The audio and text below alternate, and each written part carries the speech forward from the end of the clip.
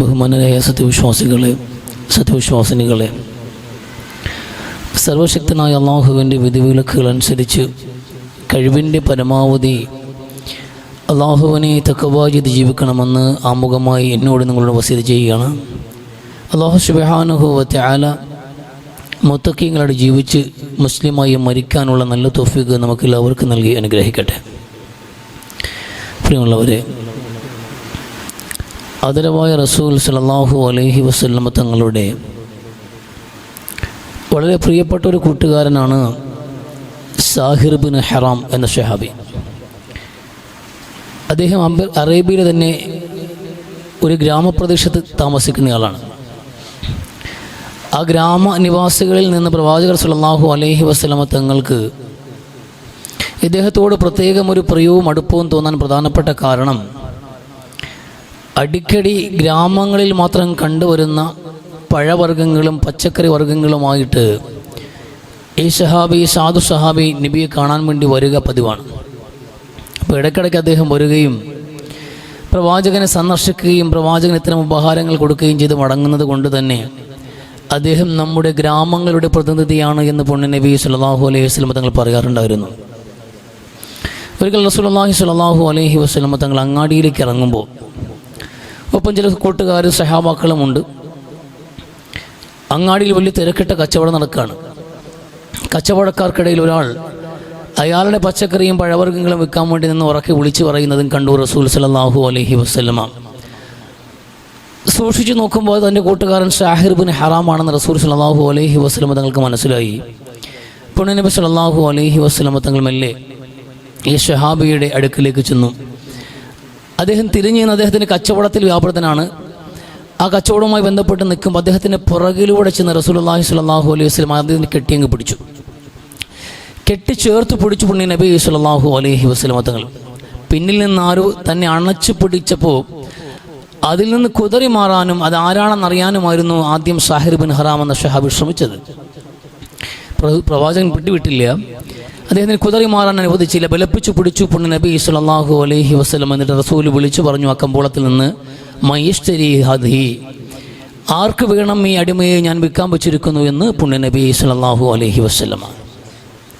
ആ ശബ്ദം കേൾക്കുമ്പോൾ അദ്ദേഹത്തിൻ്റെ മനസ്സിലായി തന്നെ അണച്ചു പിടിച്ചിരിക്കുന്നത് ലോകത്തിൻ്റെ നേതാവ് മുഹമ്മദ് നബി സല്ലല്ലാഹു അലൈഹി വസല്ലം തങ്ങളാണെന്ന്. അതുകൊണ്ട് പിന്നെ കുതറി മാറാൻ ശ്രമിച്ചില്ല. അല്പം കൂടി പ്രവാചകൻ്റെ നെഞ്ചിലേക്ക് പെരുമാറിലേക്ക് ആ മനുഷ്യൻ ചേർന്ന് നിന്നു. എന്നിട്ട് ഇത്ര കൂടി പറഞ്ഞു, പുണ്യ നബി, എനിക്ക് വലിയ വിലയെങ്ങും കിട്ടില്ലല്ലോ എന്ന്. കാണാൻ അത്രയെങ്ങും സുന്ദരനല്ലാത്ത, ആകാര വടിവുകളില്ലാത്ത, വലിയ ഈ പറയപ്പെടുന്ന പൊതുസമൂഹത്തിൻ്റെ ഇടയിൽ മഹത്വവൽക്കരിക്കാനുള്ള മാനദണ്ഡങ്ങളൊന്നും അദ്ദേഹത്തിന് അധികം കാണാൻ കഴിയില്ല. അത് ഒരു സവർണ ബോധമുള്ള സമൂഹത്തിൻ്റെ ചിന്താ മനോഭാവത്തിൽ നിന്നുകൊണ്ട് ആ മനുഷ്യൻ പറഞ്ഞതാണ്. അദ്ദേഹത്തിൻ്റെ ഒരു അപകർഷതാ ബോധമാകാം, കോംപ്ലക്സ് ആകാം, എന്തായാലും സമൂഹത്തിൻ്റെ ഒരു സാഹചര്യത്തിൽ നിന്നുകൊണ്ട് അദ്ദേഹം പറഞ്ഞൊരു വാക്കാണ്, നബി, എനിക്കത്ര വിലയില്ലല്ലോ, എനിക്ക് വിലയെങ്ങും കിട്ടാനില്ല എന്ന് അദ്ദേഹം റസൂലിനോട് പറയുമ്പോൾ പുണ്യ നബി സല്ലല്ലാഹു അലൈഹി വസല്ലം തങ്ങൾ അദ്ദേഹത്തോട് പറയുമ്പോൾ, അന്ത ആലിൻ എന്തുള്ള, നീ വലിയ വിലയുള്ള ആളാണ്, നിനക്ക് വലിയ വിലയുണ്ട് അള്ളാഹുവിൻ്റെ അടുക്കൽ, നീ കാണുന്ന പോലെയുള്ള ചെറിയ വിലയും പോലെ വലിയ വിലയുള്ള വ്യക്തിയാണ് എന്ന് പുണ്യ നബി സല്ലല്ലാഹു അലൈഹി വസല്ലം തങ്ങൾ.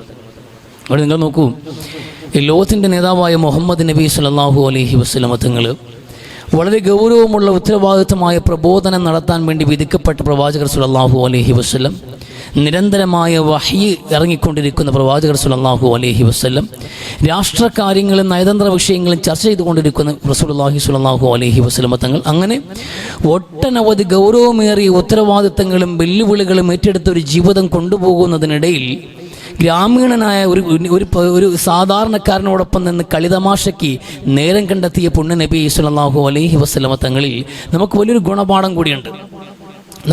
നമ്മൾ മനസ്സിലാക്കുന്നത്, വിശുദ്ധ റമദാൻ മാസം നമ്മൾ കടന്നു വന്നു, രാപ്പകലില്ലാതെ അക്ഷരം നമ്മൾ പ്രയത്നിച്ചു, എല്ലാം പ്രവർത്തിച്ചിട്ട് നമ്മൾ അവസാനം പിന്നെ വിലയിരുത്തുന്നത് എങ്ങനെയാണ്? ഇതൊക്കെ സ്വീകരിച്ചോ നമുക്കെങ്ങനെ അറിയാം?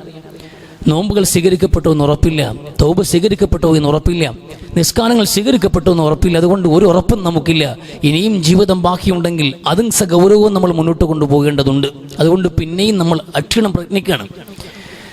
ടെൻഷൻ പിടിച്ചൊരു ജീവിതമാണ് മുസ്ലിമീങ്ങൾ നയിച്ചുകൊണ്ടിരിക്കുന്നത്. എവിടെയും സമ്മർദ്ദമാണ്, എപ്പോഴും എന്ത് ചെയ്തിട്ടും തികയുന്നില്ല, എത്ര നമസ്കരിച്ചാലും നോമ്പ് നോറ്റാലും കഴിയുന്നില്ല. എന്നിട്ടും വിതുമ്പിക്കരഞ്ഞുകൊണ്ട് പശ്ചാത്തപിച്ച അല്ലാഹുവിൻ്റെ മുമ്പിൽ ഇരിക്കണം. അങ്ങനെ സർവ്വസമയവും സഗൗരവത്തോടു കൂടി വാഴുന്ന ഒരു പ്രത്യേക വിഭാഗമാണ് മുസ്ലിമീങ്ങൾ എന്നാണ് നമ്മൾ പോലും കരുതിയിരിക്കുന്നത്. ഈ മുസ്ലിമീങ്ങൾക്ക് എൻ്റർടൈൻമെൻറ്റുകളില്ല, വിനോദങ്ങളില്ല, തമാശകളില്ല, ചിരിയില്ല, രസങ്ങളില്ല. തികച്ചും വിരസമായൊരു ജീവിതമാണ് കിതാബ് പഠിപ്പിക്കുന്നത്, അഥവാ ഖുർആനും റസൂലും പഠിപ്പിക്കുന്നത്. ഈ ഭൗതിക ലോകത്തിൻ്റെ ഒരു സുഖങ്ങളും സന്തോഷങ്ങളും പങ്കിടാതെ എപ്പോഴും പരലോക ചിന്തയും പടച്ചവൻ്റെ അടുക്കൽ ലക്ഷ്യമിട്ടുകൊണ്ട് സഗൗരവം ആരാധനകളിൽ വ്യാപൃതരാകുന്ന ഒരു സമൂഹത്തെ, അത്തരം ഒരു സമൂഹത്തെയാണ് ഈ ചട്ടക്കൂടിനുള്ളിൽ കൊണ്ടുവരാൻ വേണ്ടിയിട്ട് ഇസ്ലാം ശ്രമിക്കുന്നത് എന്ന തെറ്റായ ഒരു ധാരണ നമുക്കിടയിൽ പോലും പറഞ്ഞിട്ടുണ്ട്. നമ്മളങ്ങനെ കണക്കാക്കുന്നത്. ഇവിടെ നർമ്മങ്ങളില്ല, തമാശകളില്ല, രസങ്ങളില്ല, ഇതെങ്ങും പാടില്ല, ഇതല്ല, ഇതിനൊന്നും സമയമില്ല, ഇതിനൊന്നും നേരം നമുക്കില്ല. നമ്മുടെ ലക്ഷ്യം പരലോക വിജയമാണ്. അതുകൊണ്ട് ഇതെല്ലാം വലിച്ചെറിഞ്ഞുകൊണ്ട് ഒരു സാഹിദിനെ പോലെ ഒരു പരിത്യാഗിയായി ജീവിക്കുക എന്നതാണ് നമ്മുടെ മുമ്പിലുള്ള ലക്ഷ്യമെന്ന് നമ്മൾ തെറ്റിദ്ധരിച്ചിരിക്കുന്നു. നോക്കൂ നിങ്ങൾ, റസൂലുള്ളാഹി സ്വല്ലല്ലാഹു അലൈഹി വസല്ലം തങ്ങൾ ഒരു ഗ്രാമീണനൊപ്പം തമാശ പങ്കിട്ട മുഹൂർത്തം. ആ തമാശയിലൊരു നന്മയുണ്ട്. ഒരു ഗ്രാമനിവാസിയുടെ മനസ്സിന് നന്മ സന്തോഷം കൊടുക്കാൻ റസൂൽ സ്വല്ലല്ലാഹു അലൈഹി വസല്ലം തങ്ങൾക്ക് അവരൊറ്റ തമാശയിലൂടെ സാധ്യമായിട്ടുണ്ട്. അങ്ങാടിയിൽ തൻ്റെ നിത്യജീവിതത്തിന് വേണ്ടി ഇങ്ങനെ കഷ്ടപ്പെട്ടുകൊണ്ടിരിക്കുന്ന ഒരു വിശ്വാസിയെ തൻ്റെ നെഞ്ചിലേക്ക് ചേർത്ത് പിടിച്ചിട്ട് പുണ്യനബി പങ്കിട്ട ആ സൗഹൃദ സംഭാഷണത്തിൽ, ആ തമാശയിൽ, ആ രസത്തിൽ ആ മനുഷ്യനെ ആസ്വദിക്കാൻ ഒരു വകയുണ്ടായിരുന്നു. അത് റസൂലും ആസ്വദിക്കുകയായിരുന്നു. വലിയ ഹ്യൂമർ സെൻസ് ഉള്ള ഒരാളായിരുന്നു പുണ്യനബി സ്വല്ലല്ലാഹു അലൈഹി വസല്ലം. വലിയ തമാശക്കാരനും കൂടിയാ. പിന്നെ റസൂലിന്റെ ജീവിതത്തിലെ തമാശകൾ എന്തുകൊണ്ട് എല്ലാവരും എപ്പോഴും പറയുന്നില്ല? കാരണം തമാശയ്ക്ക് അത്രേ പരിഗണന കൊടുക്കാവൂ.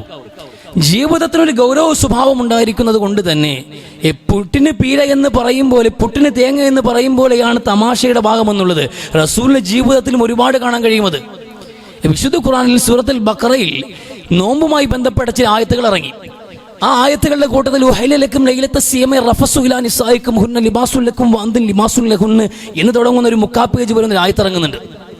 റമളാൻ മാസത്തിൽ നിങ്ങൾക്ക് രാത്രി കാലങ്ങൾ നിങ്ങളുടെ ഭാര്യയുമായി ബന്ധപ്പെടാം, അത് നിങ്ങൾക്ക് അനുവാദമുള്ള കാര്യമാണ്. നിങ്ങൾ അറിയാതെ നിങ്ങൾ നേരത്തെ എന്ത് തെറ്റാണെന്ന് കരുതുകയും നിങ്ങൾ അത് ചെയ്യുകയും ചെയ്തിട്ടുണ്ട് എന്ന് വിശദീകരിച്ച് തുടങ്ങുന്ന ആയത്തിൽ വകുലു വശ്റബു ഹത്താ യതബയ്യന ലക്കുമുൽ ഖൈത്തുൽ അബ്യദു മിനൽ ഖൈത്തിൽ അസ്വദ് മിനൽ ഫജ്ർ. നിങ്ങൾക്ക് കഴിക്കാം, രാത്രി കാലങ്ങളിൽ നിങ്ങൾക്ക് കഴിക്കാം, നിങ്ങൾക്ക് കുടിക്കാം. ഏത് സമയം വരെ എന്നറിയുമോ? ഹത്താ യതബയ്യന ലക്കുമുൽ ഖൈത്തുൽ അബ്യദു മിനൽ ഖൈത്തിൽ അസ്വദ്.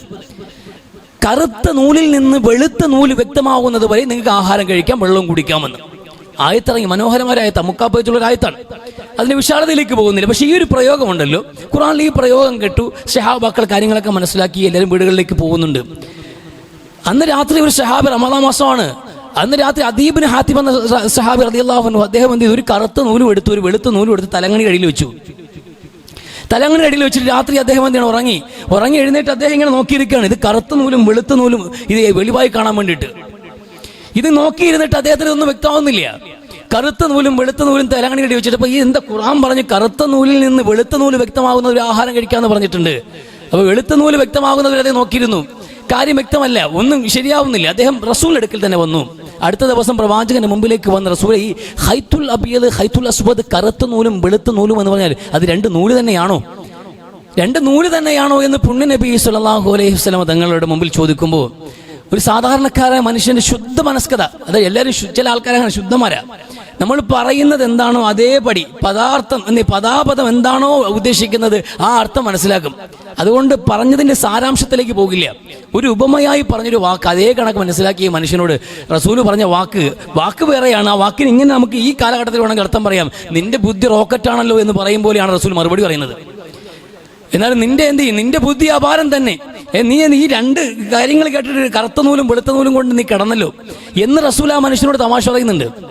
നിന്റെ ബുദ്ധി റോക്കറ്റ് ആണല്ലോ, അല്ലെങ്കിൽ നിന്റെ ബുദ്ധി വിമാനമാണല്ലോ എന്ന് നമ്മളെ കാട്ടിൽ പറയുന്ന അതേ വാക്ക് റസൂലുള്ളാഹി സ്വല്ലല്ലാഹു അലൈഹി വസല്ലം തങ്ങൾ അബുസ്വർത്ത, നീ അത് കണ്ടിരുന്നെങ്കിൽ നിന്റെ പെരടി വെക്കാൻ ഇത്രയും വീതിയുള്ള തലങ്ങണി വേണമായിരുന്നു. അല്ലെങ്കിൽ ഇന്ന് ഈ ആകാശവും ഭൂമിയെയും ചേർത്ത് സംസാരിക്കുന്ന ഒരു പ്രയോഗത്തെ എടുത്തിട്ട് നീ നിന്റെ തലയണടിയിൽ വെച്ചിട്ടുള്ള രണ്ട് നൂലിലേക്ക് ചുരുക്കിയ നിന്റെ ബുദ്ധി അപാരം തന്നെ എന്ന് പുണ്യ നബി സ്വല്ലല്ലാഹു അലൈഹി വസല്ലം തമാശയായി പറഞ്ഞതാ.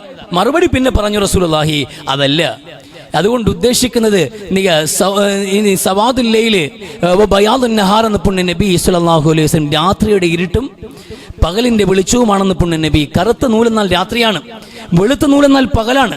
ആ പകലിന്റെ ഫജ്റാണ് ഇവിടെ ഉദ്ദേശിക്കുന്നത്. അഥവാ ഫജ്ർ വെളിവാകുന്നത് വരെ, പകൽ ഉദിക്കുന്നത് വരെയാണ് നിനക്ക് ആഹാരം കഴിക്കാൻ അനുവാദമെന്ന് പുണ്യ നബി സ്വല്ലല്ലാഹു അലൈഹി വസല്ലം തങ്ങൾ.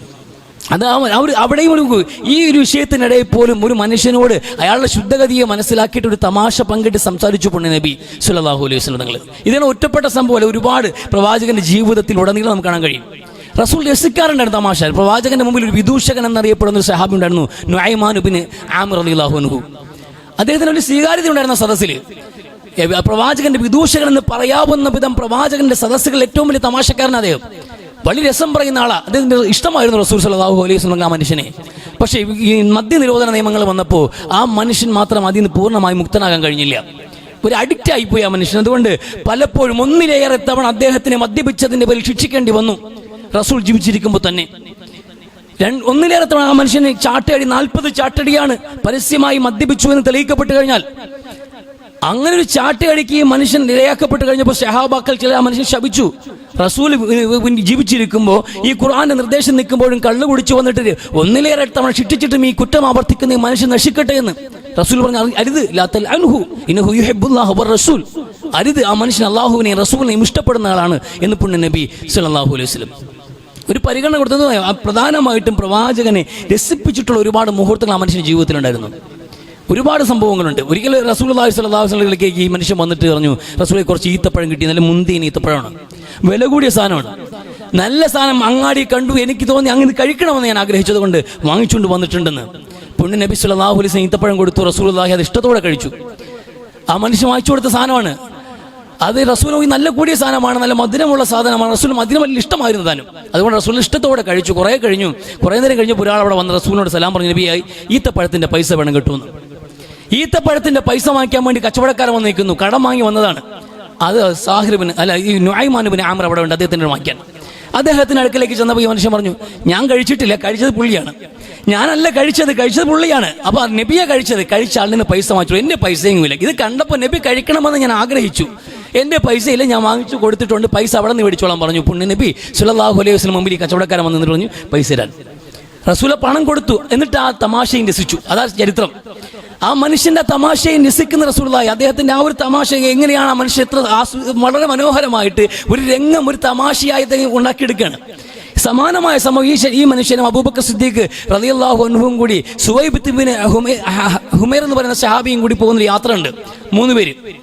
3 പേർ പോകുന്നൊരു യാത്രയിൽ, ആ യാത്രയിൽ ലീഡർഷിപ്പ് അമീർ എന്നുള്ള അബൂബക്കർ റളിയല്ലാഹു അൻഹുവാണ്. പക്ഷെ അദ്ദേഹത്തിന്റെ അബാബത്തിൽ ഈ 3 പേരുള്ള സംഘത്തിൽ യാത്ര പോകുമ്പോൾ ഭക്ഷണത്തിന്റെ ഉത്തരവാദിത്തമുള്ളത് ഈ സുവൈബ് റളിയല്ലാഹു അൻഹുവിനാണ്.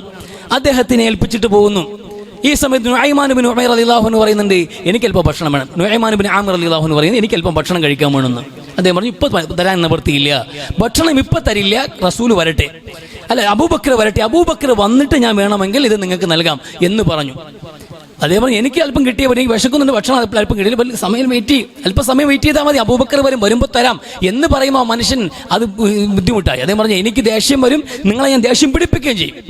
നിങ്ങൾക്ക് ഈ ഭക്ഷണം തന്നില്ല എങ്കിൽ നിങ്ങൾ എന്നോട് കോപമുണ്ടാക്കാൻ ദേഷ്യം പിടിപ്പിക്കുന്ന അവസ്ഥ ഞാൻ ഉണ്ടാക്കുമെന്ന് പറഞ്ഞു. അദ്ദേഹം അങ്ങോട്ട് മാറി നിന്നിട്ട് കുറേ ആൾക്കാർ ഒട്ടകങ്ങളുമായിട്ട് അവിടെ സഞ്ചരിച്ചു വന്നു. ആ ഒട്ടകക്കൂട്ടങ്ങളുമായി വന്ന ഒരു കൂട്ടം ആൾക്കാരോട് പറഞ്ഞു, നല്ല ഒരു ഒന്നാം തരം ഒരു അടിമയെ വിൽക്കാനുണ്ട്, ആരോഗ്യമുള്ള മനുഷ്യനാണ്, വലിയ വാചാലനുമാണ്, നല്ല സംസാരശേഷിയുള്ള ആളുമാണ്, ന്യായമായ വില എന്നാൽ വിൽക്കാം, 10 ഒട്ടകം തരാമെന്ന് പറഞ്ഞു. 10 ഒട്ടകത്തിന് ഒരു അടിമയെ വിൽക്കാം. പക്ഷേ ഇയാളെ പറഞ്ഞു, നിങ്ങൾ ചെന്ന് അടിമയെന്ന് പറഞ്ഞ് പിടിക്കാൻ പോയി അയാളെ സമ്മതിക്കുകയില്ല. ആളടിമ തന്നെയാണ്, എൻ്റെ അടിമയാണ്, പക്ഷെ അടിമയെന്ന് സമ്മതിക്കൂല, അടിമ അല്ലെന്നേ പറയും, നിങ്ങൾ കയറിട്ട് കെട്ടിക്കൊണ്ട് പോയാതി എന്ന് പറഞ്ഞു. 10 ഒട്ടകത്തെ മാച്ചിട്ട് ഈ സഹാബിയെ നിൽക്കുന്ന ആളാണ്, നിങ്ങൾ പിടിച്ചോണ്ട് പോയിക്കോളാൻ പറഞ്ഞു. അവർ കയറിട്ട് കെട്ടി മനുഷ്യനെ കൊണ്ടുപോയി. അബൂബക്കർ റളിയല്ലാഹു അൻഹു ഒരാൾ കുറവ്, ആളെവിടെ ചോദിച്ചു പറഞ്ഞു, അതൊക്കെ കച്ചവടം ചെയ്തെന്ന് പറഞ്ഞു. ഈ 10 ഒട്ടകത്തെയും തിരിച്ചു കൊടുത്ത് ഈ സഹാബി പിന്നെ വീണ്ടെടുത്ത് കൊണ്ടുവന്ന അബൂബക്കർ റളിയല്ലാഹു അൻഹു. 1 വർഷമാണ് ഈ തമാശയോർത്ത് റസൂലുള്ളാഹി ചിരിച്ചത്. അല്ല, രംഗം നോക്കൂ, ഒരാളെ എന്ത് കബളിപ്പിച്ചു, ആ രംഗം നോക്കുമ്പോൾ സ്വാഭാവികമായിട്ട് ക്രൂരമായി പോയിട്ടുണ്ടത്. ഒരു മനുഷ്യനെ സ്വതന്ത്രമായ മനുഷ്യൻ അടിമയാക്കി കളഞ്ഞത്. പക്ഷേ ഈ മനുഷ്യന്റെ ആ ഒരു സന്ദർഭോചിതമായിട്ടുള്ള ഒരു ഐഡിയ, ഈ തമാശ സൃഷ്ടിക്കുന്ന ഒരു മനുഷ്യന്റെ ചിന്ത ഏതൊക്കെ വഴിക്ക് പ്രവർത്തിച്ചു എന്നാണ് റസൂൽ ആലോചിച്ചത്.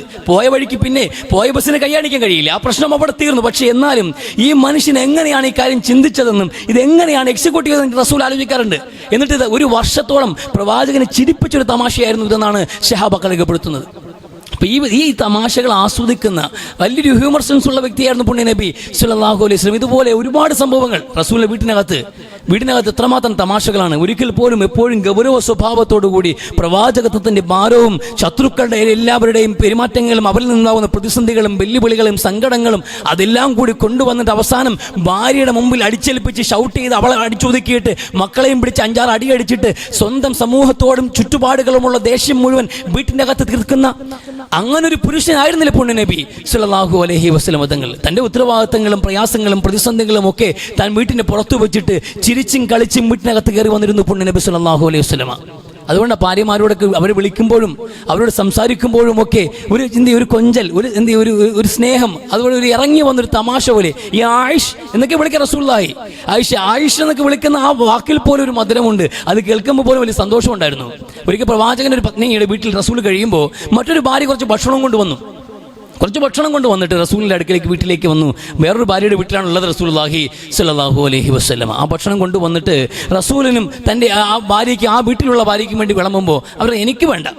ഈ ചില അങ്ങനെയുണ്ട് സ്ത്രീകൾക്ക്, അങ്ങനെ ചില താല്പര്യങ്ങൾ കൂടി ഉണ്ടല്ലോ, ചില വിഷയങ്ങൾ അവർ ചില സ്വാർത്ഥരാണ്. അപ്പോൾ എൻ്റെ ദിവസം, എൻ്റെ അവകാശമുള്ള ദിവസത്തിൽ റസൂൽ എൻ്റെ വീട്ടിൽ ഇരിക്കുമ്പോൾ എനിക്ക് ഭക്ഷണം കൊടുക്കാൻ അറിയാമല്ലോ എന്നൊരു മനോഭാവം ചിലപ്പോൾ കയറി വരിക. ഇവിടെ ഈ ഭക്ഷണം കൊണ്ട് വരേണ്ട കാര്യമുണ്ടോ എന്ന നിലയിൽ എനിക്ക് വേണ്ട എന്ന് പറയുമ്പോൾ ആ വന്ന ഭാര്യ അടുത്ത ആൾ പറയുന്നത് നിങ്ങളിവിടെ കഴിക്കാതെ മോശമല്ല, നിങ്ങൾ കഴിക്കണം, നിങ്ങളെ കഴിപ്പിക്കുക ഞാനെന്ന് പറഞ്ഞു. ഇല്ല, അവർ തമ്മിൽ ചെറിയ എന്ത് ചെയ്തു, ആ സൗഹൃദത്തിനിടയിലുമുള്ള ഒരു വാശി കാണിച്ചു. ഈ ഭക്ഷണം എടുത്ത് ആ ഒരു വന്നയാൾ ഭാര്യയുടെ മുഖത്ത് വെച്ച് കൊടുത്തു. വീട്ടുകാരിയായ ഭാര്യയുടെ മുഖത്ത് തേക്കുമ്പോൾ റസൂലുള്ളാഹി കുറച്ച് ഭക്ഷണം അവർ കയ്യിലും കൊടുത്തു. ഇവർ രണ്ടുപേരും ഈ ഭക്ഷണം വെച്ച് മുഖത്ത് തേച്ച് കളിക്കുമ്പോൾ അത് കണ്ട് രസിച്ച് ചിരിച്ചുകൊണ്ടിരുന്നു പുണ്യ നബി സല്ലല്ലാഹു അലൈഹി വസല്ലം തങ്ങൾ. ഈ ഭക്ഷണത്തിൻ്റെ ഒരു തരി പോലും കളയും പാടില്ല എന്ന് പറഞ്ഞ അതേ റസൂൽ തന്നെയാണ് ആ സന്ദർഭത്തിൽ അവർക്കിടയിലുണ്ടായ ആ തമാശ രസിക്കുന്നത്. അതും ജീവിതത്തിന്റെ ഭാഗമാണെന്ന് റസൂലുള്ളാഹി സ്വല്ലല്ലാഹു അലൈഹി വസല്ലം തങ്ങൾ. ഇത്തരത്തിൽ ഒട്ടനവധി സംഭവങ്ങൾ ഈ റസൂലിന്റെ ജീവിതത്തിൽ കാണാൻ കഴിയും. ഓരോ രംഗങ്ങൾ, ഓട്ട മത്സരം നടത്തിയ സാഹചര്യങ്ങൾ, പറയുന്ന വാക്കുകളിലും പ്രയോഗങ്ങളിലും പോലും താൻ പറയുന്ന തമാശകൾ മറ്റുള്ള ആളിന് സന്തോഷം ഉണ്ടാക്കണമെന്ന് ആഗ്രഹിക്കുകയും നല്ല കൗണ്ടറുകളെ രസിക്കുകയും ചെയ്തു റസൂലുള്ളാഹി സ്വല്ലല്ലാഹു അലൈഹി വസല്ലം. ഒരിക്കൽ സഹാബി ഈന്തപ്പഴം കഴിച്ചുകൊണ്ടിരിക്കുന്നതാണ് റസൂലുള്ളാഹി. അദ്ദേഹത്തിന് ചെങ്കണ്ണായിരുന്നു. അപ്പൊ റസൂൽ ചോദിച്ചത്, ചെങ്കണ്ണും വെച്ചുകൊണ്ടാണോ നീ ഈത്തപ്പഴം കഴിക്കുന്നതെന്ന്? ചെങ്കണ്ണും വെച്ചുകൊണ്ടാണോ? അപ്പൊ അദ്ദേഹം പറഞ്ഞത്, നബി ആ കണ്ണല്ല മറ്റേ കണ്ണുകൊണ്ടാ തിന്നുന്നത്. ആ കണ്ണുകൊണ്ടല്ല മറ്റേ കണ്ണുകൊണ്ട്. അപ്പൊ അതും റസൂൽ ചിരിച്ചിട്ട് ആ മനുഷ്യനെ ആ വിമർശനം എത്ര പെട്ടെന്നാണ് മറുപടി, ഉരുളക്കുപ്പേരി പോലെ ആ മനുഷ്യൻ പറഞ്ഞതെന്ന് റസൂൽ രസിച്ച് കടന്നുപോയി. റസൂൽ പറഞ്ഞതും തമാശയാണ്, അത് അദ്ദേഹത്തിന് മനസ്സിലായിട്ടുണ്ടായിരുന്നു. ചെങ്ങണ്ണും വെച്ചുകൊണ്ട് ഈത്തപ്പഴം കഴിച്ച ഒരു കുഴപ്പമില്ല.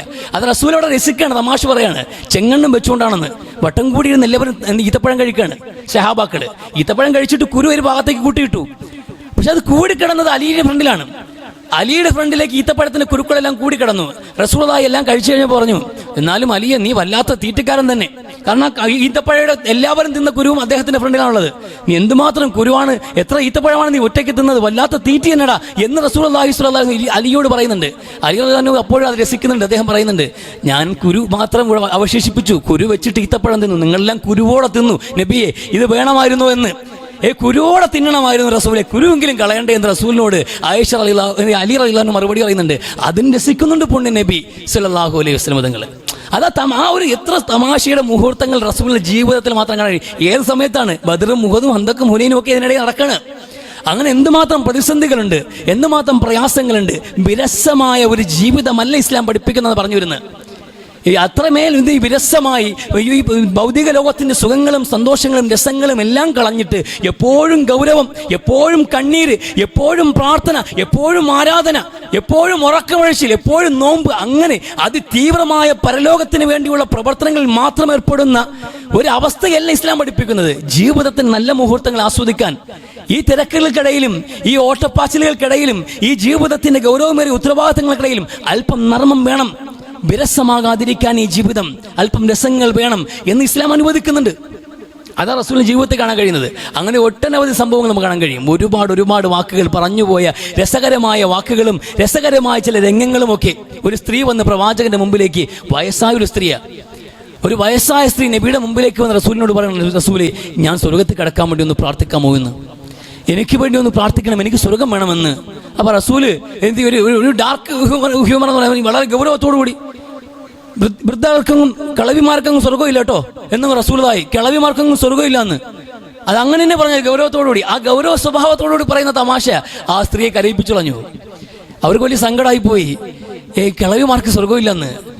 അവർ കരഞ്ഞുകൊണ്ടിരിക്കുമ്പോൾ റസൂലുള്ളാഹി സ്വല്ലല്ലാഹു അലൈഹി വസല്ലം പറഞ്ഞു, നിങ്ങൾക്ക് അവിടെ നിങ്ങൾ കിളവിയായിരിക്കില്ല. ഞാൻ അങ്ങനെ അർത്ഥത്തിൽ പറഞ്ഞല്ലേ, സങ്കടപ്പെടേണ്ട കേട്ടോ.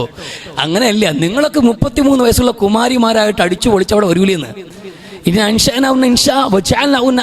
എന്ന് നിങ്ങളൊക്കെ കന്യകളായ സുന്ദരികളായി അവിടെ വരും, ഈ ചുക്കും ചുളുവും ഉണ്ടാവില്ല ഉമ്മാമാന്ന് പുണ്യ നബി സ്വല്ലല്ലാഹു അലൈഹി വസല്ലം തങ്ങള്. നോക്ക്, അവിടെ ഒരു തമാശ പറഞ്ഞിട്ട് ആ തമാശയിൽ അവരൊന്ന് പിണങ്ങി ഒന്ന് നൊമ്പരപ്പെട്ട് കഴിഞ്ഞപ്പോൾ അവരെ ചിരിപ്പിക്കുന്ന വലിയ സന്തോഷമുള്ള ഒരു വാക്ക് ഖുർആൻ എടുത്തു വെച്ച് മുമ്പിൽ വെച്ചിട്ട് റസൂൽ രംഗം മനോഹരമാക്കുകയാണ്. അങ്ങനെ ഓരോരുത്തർക്കും തരാതരം. ഒരു പ്രായമുള്ള ആളിനോട് പറഞ്ഞ തമാശയിൽ ആ രസം കാണാൻ കഴിയും. ഈ മഹ്മൂദ് ബിൻ ഉമൈർ റളിയല്ലാഹു അൻഹു പറയുന്നുണ്ട്, ഞാൻ കൊച്ചുകുട്ടിയായിരിക്കും, എനിക്ക് 5 or 6 വയസ്സുള്ളപ്പോൾ ഞാൻ ഇങ്ങനെ കളിച്ച് ഓടി നടക്കായിരുന്നു. അപ്പോൾ റസൂൽ വധു എടുക്കുന്നുണ്ടായിരുന്നു. ഞാൻ ആരും ശ്രദ്ധിക്കാതെ പോകാവുന്ന ബാല്യമാണ്, ഒരു കൊച്ചുകുട്ടിയാണ്. പക്ഷെ എന്നെ കണ്ടപ്പോൾ റസൂലുള്ളാഹി വധുവിന്റെ വെള്ളം എടുത്ത് ഇങ്ങനെ കുടഞ്ഞ് എൻ്റെ മുഖത്തേക്ക്. റസൂല് ആ വെള്ളം എന്റെ മുഖത്തേക്ക് തളിച്ചിട്ട് അതിൽ എന്നെ എന്ത് ചെയ്തു, ഒന്ന് സന്തോഷിപ്പിച്ചു വിട്ടു, കൊച്ചു പ്രായം എന്ന് അദ്ദേഹം പിന്നെ ഓർത്തു പറയുന്നുണ്ടെങ്കിൽ ആ വീണ വെള്ളം ആ മനുഷ്യന്റെ മനസ്സിലാണ് വീണത്.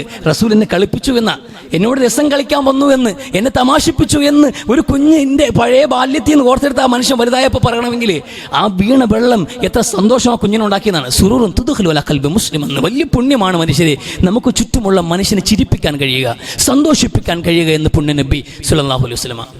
ഒരു നല്ല വാക്ക് പറഞ്ഞിട്ട്, വിഷമിച്ചിരിക്കുന്ന ഒരാൾക്ക് ആശ്വാസമുള്ളൊരു നല്ല വാക്ക് പറഞ്ഞിട്ട്, ഒരു തമാശ പറഞ്ഞിട്ട് എന്ത് ചെയ്യുക, ഒരു രംഗം നന്നാക്കാൻ, സന്തോഷകരമാക്കി മാറ്റാൻ, ആനന്ദകരമാക്കി മാറ്റാൻ ഒരു നല്ല തമാശ പറയാം. അത് നല്ല കൗണ്ടറുകളായിരിക്കണം, അതിന് സഭ്യത ഉണ്ടാകണം, മാന്യത ഉണ്ടാകണം. അത് മാത്രമേ ഉള്ളൂ കണ്ടീഷൻ. തമാശകളാകാം, രസങ്ങൾ പറയാം, വീട്ടിൽ പറയാം, കൂട്ടുകാർക്കൊപ്പം പറയാം, ഭാര്യയോട് പറയാം. അങ്ങനെ എപ്പോഴും ഗൗരവത്തോടെ നടക്കേണ്ടവരല്ല മുസ്ലിമീങ്ങൾ എന്നാ പറഞ്ഞു വരുന്നത്. പക്ഷെ ആ തമാശകൾ പറയുമ്പോൾ നമ്മൾ ഗൗരവത്തോടെ മനസ്സിലാക്കുന്ന സംഗതി, തമാശ പറയാൻ ഇനി നിങ്ങളോട് പ്രത്യേകിച്ച് പറയേണ്ട കാര്യമില്ല. തമാശയെ ജീവിതമെന്ന് പറഞ്ഞ് നടക്കുന്നവരാണ് ഭൂരിപക്ഷവും. ഈ കളി തമാശയാണ് ജീവിതം, കളി വിളയാട്ടായി ജീവിതത്തെ കണക്കാക്കുക, എപ്പോഴും തമാശകൾ കണ്ടു രസിക്കുക, എപ്പോഴും തമാശകൾ പറഞ്ഞുകൊണ്ടേയിരിക്കുക. അതാ പലപ്പോഴും നമ്മുടെ രീതി. പക്ഷേ ഈ തമാശകൾക്ക് ഒരു ക്രൂരഭാവമുണ്ട് എന്നുള്ളത് വ്യക്തമായി ഇസ്ലാം പഠിപ്പിക്കുന്നുണ്ട്. ഒരു ക്രൂരതയാകാൻ പാടില്ല ഒരിക്കലും. ദ്വയാർത്ഥ പ്രയോഗങ്ങൾ, ഇന്നത്തെ തമാശ 2 രീതിയാകാണ്. ഒന്നുകിൽ ജനിതകമായ വൈകല്യങ്ങളെ എടുത്ത് കാണിക്കുക. ബോഡി ഷെയ്മിങ് അപ്രധാനപ്പെട്ടത്. ബോഡി ഷെയ്മിങ് ആണ്. ഒരു മനുഷ്യനെ ഇടിച്ചു താഴ്ത്തിയിട്ട് അയാളുടെ ജനിതകമായ വൈകല്യങ്ങളെ ചൂണ്ടിക്കാണിച്ചുകൊണ്ട് പറയുന്ന ചില പ്രയോഗങ്ങളുണ്ട്. അത് ചിലപ്പോൾ സദസ്സിനെ ചിരിപ്പിച്ചേക്കാം. പക്ഷെ ഒരാളുടെ മനസ്സിന് മുറിവേൽക്കുന്ന വാക്കാണെങ്കിൽ അത് വലിയ അപരാധമാണ്. എന്ന് നാശമാണ് മനുഷ്യരെ. കുത്തുവാക്കുകൾ പറഞ്ഞു നോവിക്കുന്നവർക്ക് നാശമുണ്ട് എന്ന് അതാ ഖുർആൻ പറയുന്നത്. നോക്കൂ, ഇപ്പോൾ നമ്മൾ അഞ്ചരക്കണ്ടിയിൽ, കണ്ണൂർ ജില്ലയിലെ അഞ്ചരക്കണ്ടിയിൽ കോളേജുമായി ബന്ധപ്പെട്ട് റാം എന്ന് പറയുന്ന ഡോക്ടർ, അത് അധ്യാപകൻ കൂടി അയാളുടെ വിദ്യാർത്ഥികളുടെ ഓരോരുത്തർ അനുഭവം. ഒരു പയ്യൻ ആത്മഹത്യയിലേക്ക് എത്തി, അതിനെ തുടർന്നുണ്ടായ വെളിപ്പെടുത്തൽ നോക്കൂ. ഒരു ക്ലാസ്സിലെ കുട്ടികളെ പലരെയും സന്തോഷിപ്പിക്കാൻ വേണ്ടി ഒരാളെ, കോളനിയാണെന്ന്, അവൻ്റെ ചെരുപ്പ് കണ്ടിട്ട്, നിറം കണ്ടിട്ട് പുഴുത്ത പട്ടിയാണെന്ന്, അല്ലെങ്കിൽ ഈ വിധത്തിൽ വരുന്ന എന്തുമാത്രം പ്രയോഗങ്ങൾ, ഈ കറുപ്പിനെയും ഈ മനുഷ്യരുടെ സവർണ ബോധം ഒരാളെ ഒരു സദസ്സിൽ വെച്ച് ഇടിച്ചു താഴ്ത്തി കളിയാക്കിയിട്ട് ബാക്കിയുള്ളവർക്ക് ഒരു രസം സൃഷ്ടിക്കാൻ വേണ്ടി ശ്രമിക്കുന്ന, അതിൽ ആസ്വാദനം കണ്ടെത്തുന്ന, ഇത് തമാശയല്ലേ, ഇത് ക്രൂരതയാണ്, അത് ക്രൂരമാണ്. ആ മുറിവുകൾ ഒരു മനുഷ്യനെ ആത്മഹത്യയിലേക്ക് കൊണ്ടെത്തിക്കുന്നുവെങ്കിൽ അത് എത്ര ഗൗരവമുള്ളതാണെന്ന് മനസ്സിലാക്കണം. അതാ ഇന്നഹ കുസൈറ എന്ന് പ്രവാചകന്റെ ഒരു ഭാര്യയെക്കുറിച്ച് മറ്റൊരു ഭാര്യ പറഞ്ഞ വാക്ക്, അവർ കുള്ളത്തി എന്ന് പറയുമ്പോൾ അല്ലാഹുവിന്റെ റസൂൽ പറഞ്ഞ വാക്കുണ്ടല്ലോ, ഈ വാക്കുണ്ടല്ലോ ആയിഷ, ഇതുകൊണ്ട് സമുദ്രത്തിൽ മുക്കിയാൽ ഒരു സമുദ്രം വിഷമായി പോവില്ലേ എന്ന്. അവർ പൊക്കം കുറഞ്ഞൊരു സ്ത്രീ കുള്ളത്തി എന്ന് പറയാം, സ്വാഭാവികമായി പറയാം. പക്ഷെ ആ വാക്ക് അവർക്ക് അള്ളാഹു കൊടുത്തതാണ്. ആ പൊക്കം അള്ളാഹുവിൻ്റെതാണ്. ആ സൃഷ്ടിപ്പ്, അതിൻ്റെ പേരിൽ നിറത്തിൻ്റെയോ വലുപ്പത്തിൻ്റെയോ വർഗത്തിൻ്റെയോ വർണ്ണത്തിൻ്റെയോ പേരിൽ ഒരു മനുഷ്യനെ നിന്ദിക്കുന്ന ഈ പ്രയോഗമുണ്ടല്ലോ ആയിഷ, അത് വിഷമാണ്. ഒരു സമുദ്രം മുഴുവൻ വിഷമാക്കാൻ മാത്രം കരുത്തുള്ളതാണെന്ന് പുണ്യ നബി സ്വല്ലല്ലാഹു അലൈഹി വസല്ലം തങ്ങൾ. ആൾക്കാരെ കറുപ്പെന്ന്, കുള്ളനെന്ന്, ഞൊണ്ടിയെന്ന്, മൊണ്ടിയെന്ന്, അങ്ങനെ ഏതൊക്കെ പേരുകളാണ് നമ്മൾ വിളിക്കുന്നത്. അങ്ങനെയുള്ള പ്രയോഗം തമാശയ്ക്ക് വേണ്ടിയാണ് പല ആൾക്കാരും, പല സദസ്സിലെയും പല ആൾക്കാരെയും ചിരിപ്പിക്കാൻ വേണ്ടി ഒരുത്തനെ ഇടിച്ചു താഴ്ത്തുക. പക്ഷെ ആ സദസ്സിൽ വെച്ച് അയാൾ പരിഭവം പറഞ്ഞെന്നിരിക്കില്ല, പക്ഷെ ആ മനസ്സിനുണ്ടാക്കിയ മുറിവ് നിങ്ങൾ എങ്ങനെ ഉണക്കും? ഇത് ക്രൂരമായ തമാശയാണ്. ഇത് ഇസ്ലാം അനുവദിക്കുന്നില്ല. ബോഡി ഷെയ്മിങ് അനുവദിക്കുന്നില്ല, ഒരു കാരണവശാലും പാടില്ല. അത് നമുക്ക് അങ്ങനെയെങ്കിലും നമുക്കൊരു ബോധം വരും. സവർണ ബോധം എന്ന് പറയുമ്പോൾ എല്ലാം മേന്മയാണ്. പൈസയും ഒന്നുമില്ലാത്ത പാരമ്പര്യമായ ഒരു പാവപ്പെട്ട കുടുംബത്തിൽ ജനിച്ചവനെ നമ്മൾ അയാളുടെ മേലുള്ള നമ്മളൊരു ഒരു അപ്പർ ഹാൻഡ് ഉണ്ട്. നമ്മുടെ മേധാവിത്വമുണ്ട്. ആ മേധാവിത്വം ഉപയോഗപ്പെടുത്തിയിട്ട് നമ്മൾ അയാൾ അടിച്ചിരുത്തിക്കൊണ്ട് തമാശ പറയുക ഒരിക്കലും പാടില്ല.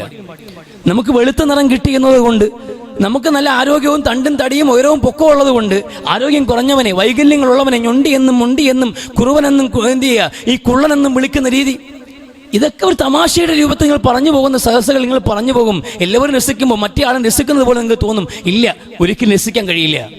ഇബ്നു സവാദ് എന്ന് കറുത്തവന്റെ മോനെ എന്ന് ബിലാലിനെ പറഞ്ഞ ആ പരാമർശത്തിന്റെ പേരിൽ അബൂദറിനെ ഇന്നക ഇംറുഉൻ ഫീക ജാഹിലിയ, ഇന്നും നിന്റെ ആ അന്ധകാരത്തിന്റെ അടയാളം മാറിയില്ലേ അബൂദർ എന്ന്, പഴയ അജ്ഞതയുടെ കാലഘട്ടം നിന്നെ ഇന്നും പിന്തുടരുന്നു എന്ന്, പോയ കാലത്തിന്റെ ഇരുള് ഇന്നും നിന്നെ പിന്തുടരുന്നു എന്ന് അബൂദറിനോട് പുണ്യ നബി സല്ലല്ലാഹു അലൈഹി വസല്ലം തങ്ങൾ രൂക്ഷമായ ഭാഷയിൽ വിമർശിക്കാൻ കാരണമായത് ബിലാലിനോട് പറഞ്ഞൊരു വാക്ക് ഇബ്നു സവാദ്, കറുത്തവന്റെ മോനെ എന്ന്. കറുത്തവളുടെ മോനെ എന്ന്, അഥവാ കറുത്തവനെന്ന്, എടാ കറുപ്പ എന്ന് വിളിച്ചതിന് സമാനമാണ്. അത് പാടില്ല, അത് പാടില്ല. അങ്ങനെ ഉള്ള രീതികൾ പാടില്ല. റസൂൽ അനസ് ബിൻ മാലിക്കിനെ വിളിച്ചിട്ടുണ്ട്, എടാ യാ ദൽ ഊദനൈനെന്നാ, എടാ രണ്ട് ചെവിയാന്നാ വിളിച്ചത്. എല്ലാവർക്കും രണ്ട് ചെവിയുണ്ട്. എടാ രണ്ട് ചെവിയാ എന്ന് വിളിച്ച് റസൂലിലേക്ക് തമാശയ്ക്ക് വിളിച്ച് സംസാരിക്കുന്നുണ്ട്. ആ അനസ് ബിൻ മാലിക് റളിയല്ലാഹു അൻഹുവിനെ, എടാ രണ്ട് ചെവി ഇങ്ങോട്ട് വാടാന്ന്. ആ രണ്ട് ചെവി എല്ലാവർക്കും ഉള്ളതാ, അതിലൊരു ആക്ഷേപമില്ല. അതൊരു തമാശയ്ക്ക് ഒരു രസത്തിന് വിളിച്ചൊരു പേരാണ്. അബൂ ഹുറൈറ വിളിച്ചല്ലോ, അബ്ദുറഹ്മാൻ ബിൻ സഖർ എന്ന് പറയുന്ന സഹാബിയുടെ പേര് നമ്മൾക്ക് പരിചയമില്ല. അദ്ദേഹത്തിന് നമ്മൾ അറിയുന്ന പേര് ഏതാണ്? അബീ ഹുറൈറ എന്ന്. കാരണം പൂച്ചക്കുഞ്ഞുങ്ങൾക്കൊക്കെ ഭക്ഷണം, അദ്ദേഹത്തിനെ ഭക്ഷണമില്ലാത്ത ആളാ. അഹ്ലുസുഫത്തിന്റെ ലീഡറാണ് അബ്ദുറഹ്മാൻ ബിൻ സഖർ റളിയല്ലാഹു അൻഹു. അദ്ദേഹത്തിനെ ഭക്ഷണം ഉണ്ടാവില്ല, എന്നാലും ഇത്തിരി ഭക്ഷണം കിട്ടിയാൽ അതിൽ ഇത്തിരി എടുത്ത് പൂച്ചയ്ക്ക് കൊടുക്കുന്ന, സ്നേഹത്തോടെ പൂച്ചയെ പരിലാളിക്കുന്ന ഈ മനുഷ്യനെ കണ്ട് റസൂൽ വിളിച്ച പേരാണ് യാ അബാ ഹിറ എന്ന്, പൂച്ചയുടെ പിതാവ് എന്ന്. പിന്നെ ആ പേര് അബൂ ഹുറൈറ എന്നായി മാറി, പൂച്ചക്കുഞ്ഞുങ്ങളുടെ വാപ്പ എന്ന്. കാരണം പൂച്ചകളോട് അദ്ദേഹത്തിന് കാരുണ്യം കണ്ടിട്ടാ ആ പേര് അദ്ദേഹം അഭിമാനത്തോടെ ചേർത്ത് പിടിച്ചു. ലോക ചരിത്രത്തിൽ ആ മനുഷ്യൻ അറിയപ്പെടുന്നത് അബീ ഹുറൈറ എന്ന്. ഏറ്റവും കൂടുതൽ ഹദീസുകൾ നമ്മളിലേക്ക് എത്തിച്ച സഹാബി എന്ന് അബീ ഹുറൈറ എന്ന പേരിലേക്ക് വന്നു. അങ്ങനെ എത്ര പേരെ ആ നിലയിൽ വിളിക്കാറുണ്ട്. അതൊക്കെ ഒരു അംഗീകാരമായിട്ടും അവർ സന്തോഷത്തോടെ സ്വീകരിക്കുന്ന പേരുമാണ്. അതിൽ ആക്ഷേപമില്ല, കുത്തുവാക്കില്ല, വേദനിപ്പിക്കുന്ന പരാമർശങ്ങളില്ല. പക്ഷെ ഇത് അങ്ങനെയല്ല. ഇബ്നു സവാദ്, കറുപ്പിന്റെ പേരിൽ ആക്ഷേപമുള്ളത്, ജനിതകമായ വൈകല്യങ്ങളുടെ പേരിലുള്ള ആക്ഷേപം എന്നുള്ളത്, മറ്റേതെങ്കിലും തരത്തിലുള്ള ഒരു മനുഷ്യന്റെ കുറവുകൾ ചൂണ്ടിക്കാണിക്കുന്ന ഒരു പരാമർശവും ഒരിക്കലും വരാൻ പാടില്ല. ആ ക്രൂരമായാണ് ഇവിടെ നടന്നതും. ഈ കുട്ടികൾ ആത്മഹത്യ ചെയ്തും എത്ര പേരാണ് പരാതികളുമായി പോകുന്നത്? ഒരു അധ്യാപകന്റെ ഭാഗത്ത് നിന്ന് ഉണ്ടാവേണ്ട സംഗതിയാണ്. തൻ്റെ ക്ലാസ്സിലെ എല്ലാ കുട്ടികളെയും ഒരേ കണ്ണുകൊണ്ട് കാണേണ്ടവർ പോലും ജാതി നോക്കുകയും പണത്തൂക്കം നോക്കുകയും ചെയ്തിട്ട് അവർക്കിടയിൽ വിവേചനം കാണിക്കുകയും ബാക്കിയുള്ളവരെ ഇടിച്ചു താഴ്ത്തി അവരെ എന്ത് ചെയ്ത് കൊച്ചാക്കിയിട്ട് സദസ്സ് ഇളക്കി മറിച്ച് അല്ലെങ്കിൽ ബാക്കിയുള്ള കുട്ടികളെ സന്തോഷിപ്പിക്കുന്ന ഒരു പ്രവണതയിലേക്ക് പോലെ, അതിനേക്കാൾ ക്രൂരമായ വിനോദം മറ്റൊന്നില്ല. അത് ക്രൂരതയാണ്. ഇതൊന്നാമത്തത്. അതോടൊപ്പം തന്നെ ദ്വയാർത്ഥ പ്രയോഗം. നമുക്കറിയാവുന്ന രണ്ടാമത്തെ തമാശ ഇതാണ്, ദ്വയാർത്ഥങ്ങളാണ്, അശ്ലീലം. അത് ഇത് പരക്കെ വ്യാപിച്ചിരിക്കുകയാണ് നമ്മളെല്ലാവരുടെ ഇടയിലും. വളരെ മോശമായ ഒരു അവസ്ഥയാണെന്നുള്ളത്. റസൂലുള്ളാഹിയുടെ കാലഘട്ടത്തിൽ ഒരു ഹുൻസ, അഥവാ ഒരു ട്രാൻസ്ജെൻഡർ ഉണ്ട്. അവർക്ക് നബിയുടെ പത്നിമാരുമായി കണ്ടുമുട്ടാനുള്ള സാഹചര്യം വരുന്നുണ്ട്. അവരെ പത്നിമാരെ കാണാനും അവിടെ സ്വാതന്ത്ര്യം കൊടുത്ത റസൂൽ ആണുമല്ല പെണ്ണുമല്ലാത്ത ചില സൃഷ്ടികളുണ്ട് അള്ളാഹുവിൻ്റെ ഭാഗത്ത് നിന്ന് വന്നിട്ടുള്ളതാണ്. അപ്പോൾ അവർക്കൊരു മുൻതൂക്കം ഉണ്ടാകും, ഏത് സാഹചര്യമാകാം. പക്ഷേ ഇവർക്ക് ഒരു ഫ്രീഡം കൊടുത്തു. റസൂലിൻ്റെ വീട്ടിനകത്തൊക്കെ കടന്നു വരാനും ഭാര്യയുമായിട്ട് സംസാരിക്കാനും ഒക്കെ അനുവാദം ഉണ്ടായിരുന്നു. കാരണം പ്രത്യേക താല്പര്യങ്ങളുള്ളവരല്ലവർ. പക്ഷെ ഒരിക്കൽ ഒരു യുദ്ധവുമായി ബന്ധപ്പെട്ട് മുസ്ലിമീങ്ങൾ ചർച്ചകൾ നടക്കുമ്പോൾ ചില ആൾക്കാരോട് ഓസ്ലാൻ ദേശത്ത് നിന്ന് അവരുമായി യുദ്ധം ചെയ്യുമ്പോൾ, ഓസ്ലാൻ്റെ ഒരു മകളുണ്ട് കേട്ടോ, യുദ്ധം കഴിഞ്ഞാൽ അവളെ അങ്ങ് സ്വന്തമാക്കണം, അവൾ മുന്നോട്ട് വരുമ്പോൾ 4 പിന്നോട്ട് പോകുമ്പോൾ 8 കയ്യിലുള്ളതെന്ന്. ഇത് റസൂൽ കേട്ടിട്ട്, ഈ വാക്കിന്റെ അർത്ഥം ഞാൻ വിശദീകരിക്കുന്നില്ല, പക്ഷേ ഈ പ്രയോഗത്തോടെ ഇനി മേലാൽ ഇവൻ ഇവിടെ അടുപ്പിക്കാൻ പാടില്ല എന്ന് പറഞ്ഞു. ഈ സാധനത്തെ ഇവിടെ അടുപ്പിക്കാനേ പാടില്ല എന്ന് പുണ്യ നബി സല്ലല്ലാഹു അലൈഹി വസല്ലം തങ്ങൾ. ഈ ഒരു ദ്വയാർത്ഥ പ്രയോഗം കേൾക്കുമ്പോൾ ഒന്നും തോന്നില്ല എങ്കിൽ പോലും അവിടെ ഉദ്ദേശിച്ച മ്ലേച്ഛമായ ഈ ചിന്താധാരയുള്ള ഒരു വ്യക്തി, ഇവ ആണും പെണ്ണും കെട്ടവനല്ല, അതിനും മേൽ മോശക്കെട്ടവനാണെന്ന് കണക്കാക്കിയിട്ടാണ് പറഞ്ഞു വിട്ടത്. പിന്നെ അടുപ്പിച്ചിട്ടില്ല അയാളെ.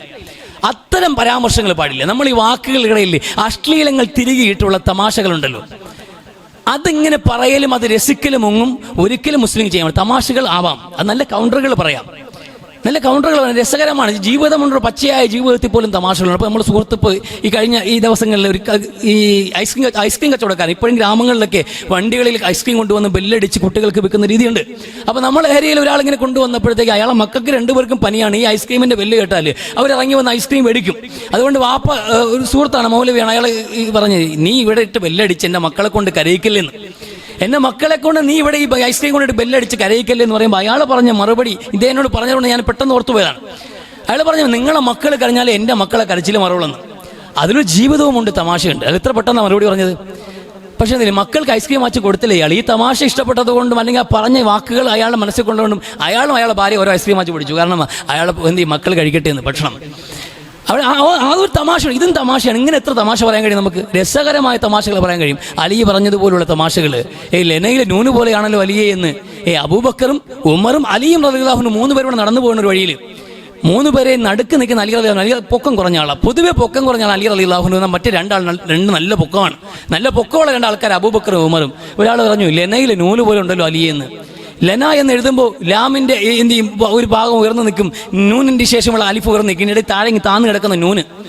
അപ്പോൾ ഇപ്പോൾ ഇദ്ദേഹം പറഞ്ഞ മറുപടിയാണ് നൂനില്ലെങ്കിൽ പിന്നെ നമ്മളില്ലാന്ന്. നൂൻ അവിടെ നിന്ന് മാറ്റിയ പിന്നെ ലാ എന്നാ അവിടുന്ന്, ലാ എന്ന് പറഞ്ഞാൽ ഇല്ല എന്നർത്ഥം. ഞാനില്ലെങ്കിൽ പിന്നെ ആരും ഇല്ലടേ എന്ന അർത്ഥത്തിൽ നൂനില്ലെങ്കിൽ പിന്നെ ഇല്ല, ഇത് ഞാനാണ് ഇതിനെ കൊണ്ടുപോകുന്നത്, പൊക്കം കുറവന്നേ ഉള്ളെന്ന് എന്ന് പറഞ്ഞ ആ നർമ്മത്തിൽ പോലും മനുഷ്യർ എത്ര ഒരു ഹ്യൂമർ സെൻസ് ആണ് അവർ കൊണ്ടുവരുന്നത്. ഇത് തമാശയും പറയാൻ പാടില്ല, അല്ലാഹുവാണ്, സ്വർഗമാണ്, നരകമാണ്, നമ്മൾ അതല്ല അവരുടെ ജീവിതത്തിൻ്റെ യാഥാർത്ഥ്യങ്ങൾ അവർ മനസ്സിലാക്കുമ്പോൾ തന്നെ രസകരമായ ജീവിതവും കൊണ്ടുപോയിട്ടുണ്ട്. തമാശകൾ നിറഞ്ഞ തമാശകൾ അവർ ജീവിതത്തിൽ ഉണ്ടായിട്ടുണ്ട്. റസൂലിൻ്റെ സദസ്സിൽ തമാശകൾ പറഞ്ഞ് റസൂലിനെ പോലും ചിരിപ്പിച്ചിട്ടുണ്ട്.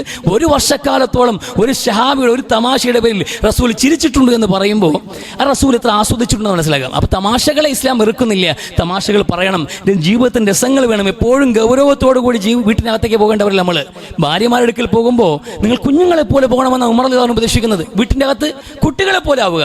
കുട്ടികൾ എന്തും സംസാരിക്കും, തമാശകൾ കണ്ടമാനം സംസാരിക്കുന്ന ആൾക്കാരാണ് കുട്ടികൾ.